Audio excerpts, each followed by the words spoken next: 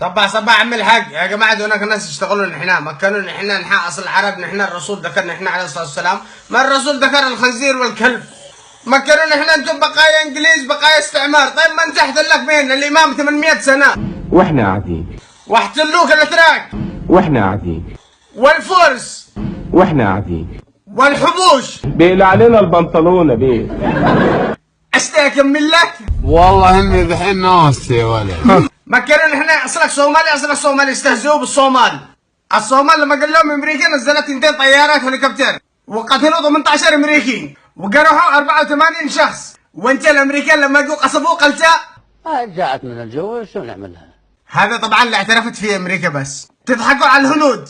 مدير جوجل اللي انت تسميه حقوق الاقراض هندي. 90% من الالماس موجود في الهند يتقطع. الحريم الهنديه تملك 10% من الذهب الاجمالي حول العالم. الهند فتحت اكثر من 4000 شركه عالميه بالسنه الاولى بس. اقوى واحسن افلام في العالم الافلام الهنديه.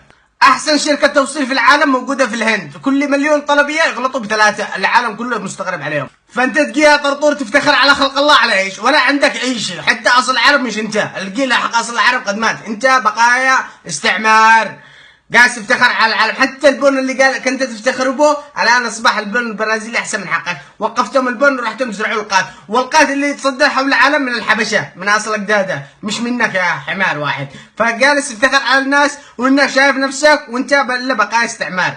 روح دول لي اصلك اول شيء بعدين تعال افتخر به.